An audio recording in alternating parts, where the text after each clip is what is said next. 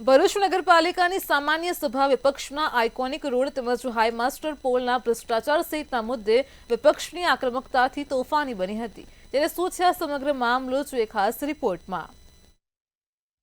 ભરૂચ નગરપાલિકા ખાતે પ્રમુખ વિભૂતિબા યાદવની અધ્યક્ષતામાં પાલિકા સભાખંડ ખાતે સામાન્ય સભા મળી હતી, જેના પ્રારંભે પાલિકા વિપક્ષના સભ્ય સલીમ અમદાવાદીએ શહેરની સમસ્યાઓ અંગે તેઓએ પાઠવેલા પત્રના મુદ્દે ચર્ચા કરવાની માંગણી કરી હતી।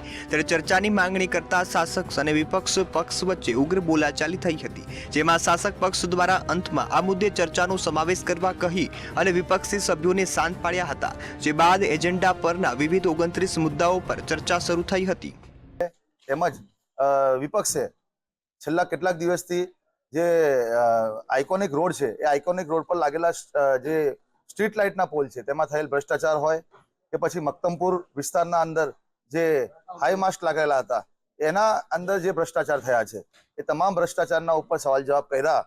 ત્યારે શાસક પક્ષે તમે જોયું છે કે જવાબ આપવાની જગ્યાએ હંમેશા એ જે પણ મુદ્દા હતા એને ભટકાવવાનો પ્રયાસ કર્યો છે અને શાસક પક્ષ દ્વારા એજન્ડા પરના તમામ કામોને બહુમતીના જોરે મંજૂરીની મહોર મારવા સાથે રાષ્ટ્રગીત સાથે સભાનું સમાપન કરી દેવાયું હતું। ત્યારે વિપક્ષ દ્વારા રાષ્ટ્રગીતની આડમાં શાસકો ચર્ચા કરવાથી ભાગી ગયા હોવાનો આક્ષેપ કર્યો છે। વિપક્ષના સભ્યો અને શહેર કોંગ્રેસ પ્રમુખ સલીમ અમદાવાદીએ પણ ભાજપના સભ્યો ભ્રષ્ટાચારના મુદ્દે ચર્ચાથી ભાગી ગયા છે તેવો આક્ષેપ કર્યો હતો। આઇકોનિક રોડ પર લગાવેલી લાઇટોની જે ભ્રષ્ટાચાર હોય કે વોર્ડ નંબર 6 માં લગાવેલા હાઈમાસ્ટનો મુદ્દો હોય એને અમે પ્રમુખ સ્થાનેથી પ્રમુખશ્રીને લેવા માટેની ભલામણ કરેલી।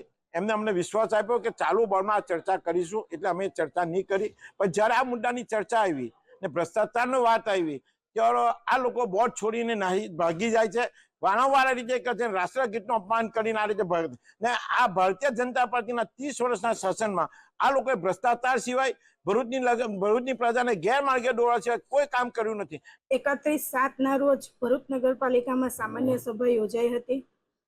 આજ રોજ મુદ્દાસર આપણે એજન્ડા વાઇઝ આપણે ચર્ચા કરતા હતા, પણ વિપક્ષ દ્વારા પાયા વિહોણી અમારી ઉપર આક્ષેપો કરવામાં આવ્યા છે કે આ રીતે ખોટા કામ થાય છે। ભરૂચ નગરપાલિકામાં કોઈ રીતે ખોટા કામ થતા નથી।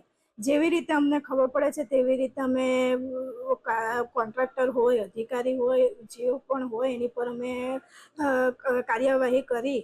જોકે વિપક્ષના આક્ષેપોને ફગાવી દઈ પાલિકા પ્રમુખ વિભૂતિબા યાદવે વિપક્ષ દ્વારા ચૂંટણી આવતી હોવાથી ભ્રષ્ટાચારના ખોટા આક્ષેપ કરી તેઓના પક્ષ અને પાલિકાને બદનામ કરવાના કૃત્ય કરવામાં આવતું હોવાનો આક્ષેપ કર્યો છે।